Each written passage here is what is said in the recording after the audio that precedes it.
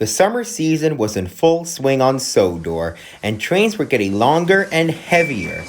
The sidings at Nafford and Tidmouth were becoming a tangled mess with trucks and coaches mixed together. The engines tried their best, but they couldn't shunt and pull their trains at the same time. Sir Topham Hatt put in a call to the other railway for some spare shunters to help. They arrived the next day. Thomas had just arrived at Nafford when he saw them. "Splatter! Dodge! What are you doing here?" "Oh, hello, Blue Puffball," said Splatter.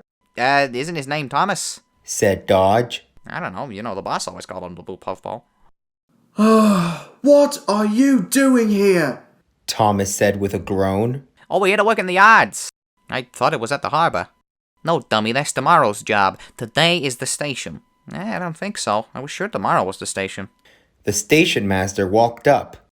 "Oi, get moving, you two. We've got a lot of trains to sort today." The two shunters said nothing, but just giggled as they backed away. Thomas rolled his eyes. "Why did it have to be those two?" Soon, Sir Topham Hatt was wondering just that. Wherever the shunters worked, the busy yards never got any neater. Coaches were blocked in sidings, goods were delayed, and the passengers were starting to complain. The two diesels seemed to spend more time either racing through the yards or chattering about anything other than their work. Their reckless habits and their constant talking soon spread to the trucks. They giggled and chattered noisily and were very troublesome with pushing or holding engines back. It was becoming so bad, even Salty was growing tired. He normally loved shunting trucks, but the noise and their behavior was wearing him out. One day, Bill and Ben came in with a load of empty trucks for a return trip down from Wellsworth. "I say, Ben, we don't talk as much as these trucks, do we?"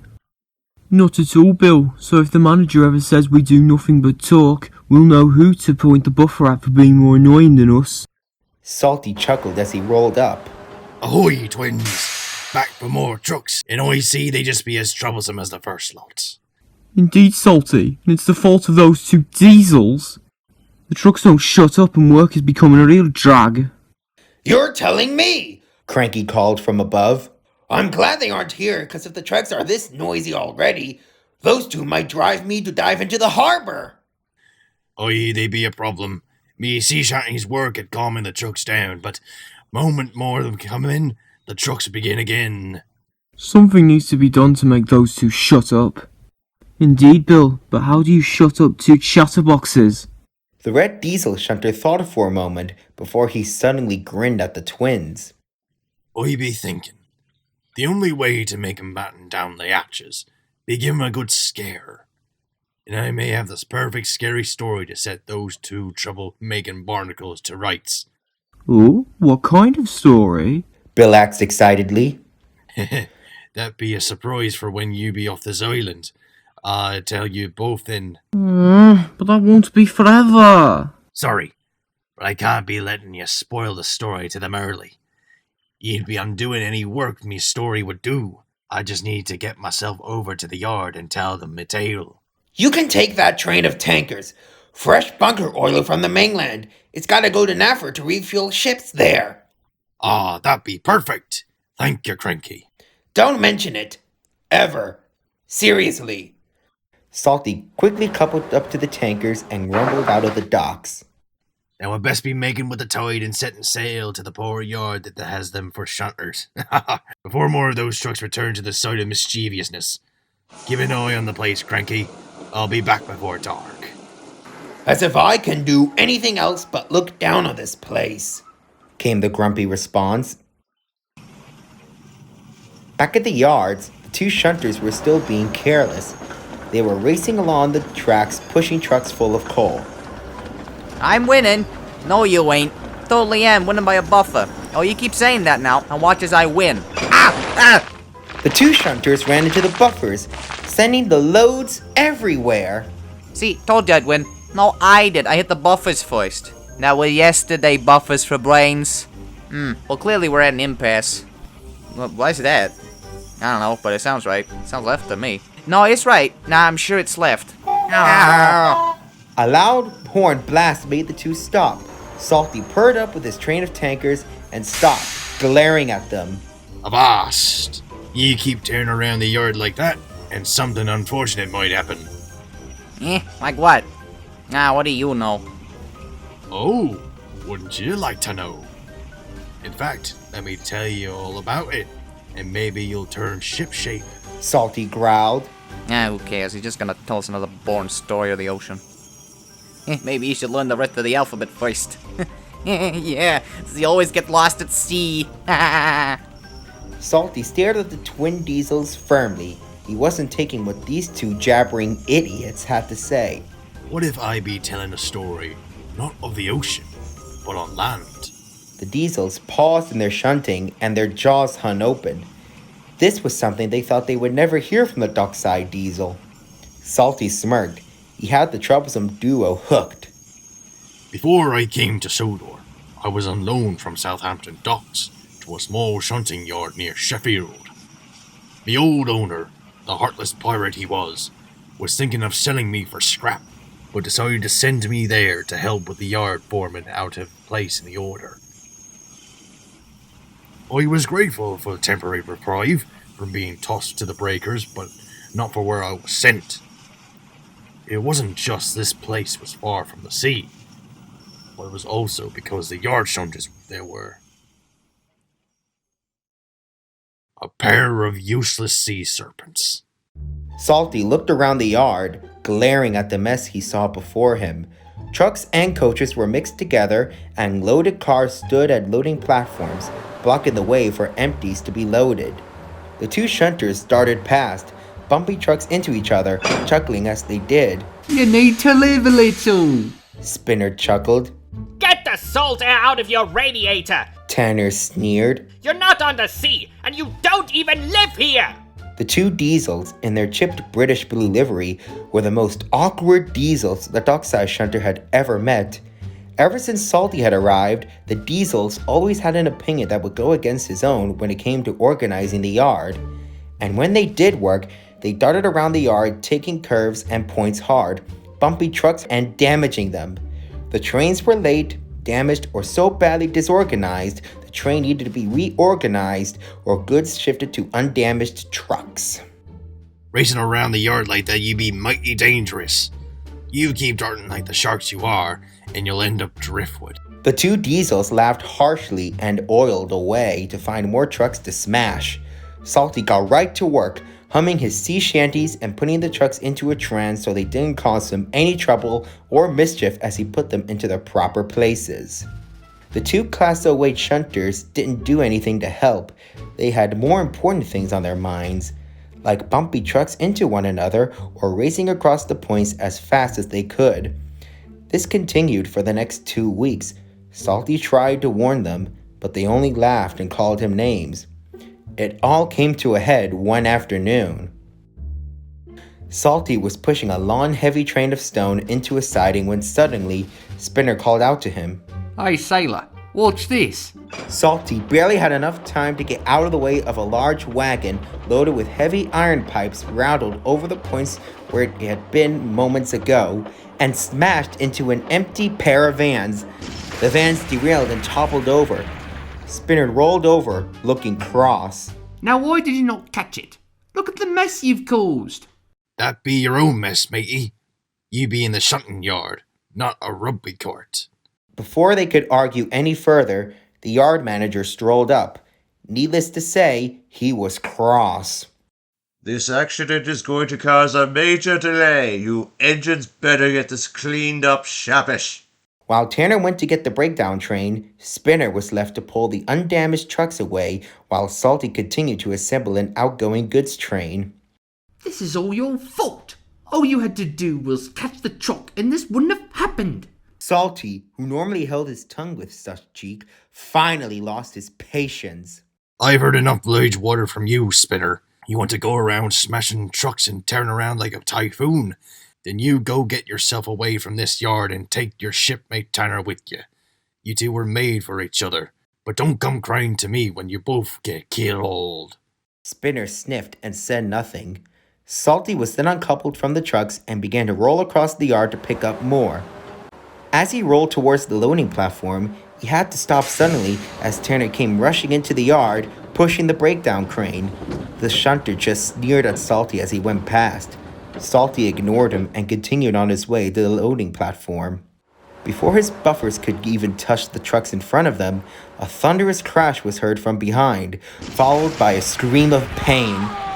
Salty didn't waste a moment as he suddenly backed towards the scene of disaster. Tanner had been racing with the cranes and couldn't see that he was on the same line as Spinner and had run hard into the back of him. The crane's boom had been resting on a flat car originally, but had been smashed to splinters between the crane and Spinner, whose cab was pierced and squashed by the crane boom. Luckily, his driver had been outside the cab talking with a plate layer, avoiding being killed in the collision. Tanner was also damaged, as the sudden stop had severely damaged his buffer beam. The two diesels groaned in pain. The yard foreman was livid. You blithering idiots! Look at this mess. I didn't think it was possible for two diesels to cause so much confusion, but it seems I was wrong. Now Salty will have to do all of the work on his own, while you two are mended, he said, before adding ominously, maybe we'll just kill two birds with one stone. But he said this to himself more than to the diesels. Spinner and Tanner were gone for the next week. Salty's lease was renewed to keep the yard running, and he managed the work alone. During this time, a stout gentleman came to visit the yard. Salty would see him talking with the yard foreman, though he could never hear what they were talking about. Besides, he had his work to do. When the week was over, the yard foreman spoke to him. You've been an absolute lifesaver, Salty. The yard has never run better. I'm actually sorry to see you go. Aye, sir. I was trying to do my best. But where should I go now? You're not gonna send me back to me owner, are you? No. As a matter of fact, you'll not be going back to your old owner. In fact, your old owner is no longer your owner. I've been speaking with someone from a small island off the coast of England. He came here looking for a useful diesel shunter, and when he saw you, he told me he had to have you on trial. He phoned to tell me that after your time here was done, that you were to travel to his railway to work. He says if you work well and help out with a big upcoming shipment, he'll make you a permanent member of his fleet. Salty was excited because, as any wise sailor knows, islands are surrounded by the sea. Oh, thank you, sir. But what about those two urchins, Spinner and Tanner? Won't this yard end up in the trouble state again, with those scoundrels around? Never you mind about those two, Salty. They have been dealt with, and given the adjustments. They won't be causing such trouble again. Salty wondered just what the foreman meant by that, but the man was quickly called away and he had to sort out another train. As dusk began to fall, Salty was still working. He was ready to couple up to some vans when the yard foreman waved him down. That's enough for you, Salty. Splatter will take care of this lot from you. It's time you're off to your yard for a rest before your journey to Sodor. Aye, sir. That'd be a fine idea. But who's this Spanner? You'll see. You'll pass him on your way. Salty, still confused, hissed down the line and headed for the yard exit. As he rolled along, the signal went red, bringing him to a stop. Salty waited in the growing gloom, waiting for the engine to arrive. It came with a sluggish grumble and a growl. It crawled along at such a slow pace. Salty wondered if he'd ever get a clear path. Soon a brake van came into view of the yard lights. Salty's engine purred louder in anticipation that soon the train would clear the points. But soon it stopped, without clearing the points. Salty saw something just behind the brake van, but it was too dark to make out. It looked like a pair of vans. Suddenly, the yard lights came on, revealing the vans to instead be two diesel shunters. As the shunter uncoupled the train, Salty stared in surprise. The faces on these diesels were ones he knew. It was Spinner and Tanner, but they looked miserable. Spinner's cab was completely gone, and in its place were bare metal plates, No controls could be seen. Wires snaked out his cab and connected to Tanner's front where wires had never been able to be before, and their couplings had been welded together, fused in an unbreakable chain. Salty instantly knew these two would never move independently of each other ever again. They were fused together forever. Oh, admiring the new Class 13, Salty? A nearby worker asked. Class 13, you say? Salty said slowly. Aye, all the power of 2 diesels for the price of 1. Front engine's hooked up so it only needs 1 driver in the rear to make them both move at the same time. Should be extra strong and saves hiring 2 drivers. I must say, they look a wee bit familiar. Or maybe that's just my imagination. Salty said nothing. He looked at the duo, seeing just how sad they were. He wanted to say something, but the signal dropped and it was time to go. So, without a word, Salty left the yard, and the diesel, now known as Spanner, behind. The two 08s were stunned as Salty concluded his story. Then the dockyard diesel turned his gaze back to them. His expression was hard and his voice firm. So I be careful, mateys, or else maybe the fat controller or your owner will make you both useful in the same way as poor Spanner, He said before a guard's whistle blew from the back of his train and Salty rolled away, humming a grim-sounding sea shanty. Splatter and Dodge watched him leave. The two bumbly buffoons for once had nothing to say. Soon they cast their eyes to the tracks and got back to work. For the rest of the day, they did their work quietly. They did so without fuss and kept the inane chatter to a minimum. Weeks later, the busy season relaxed, and soon there was not enough work for the 08 twins to do. They left the island quietly. They said nothing to another engine, not one snide remark. The steam engines just smirked when the diesels were not looking.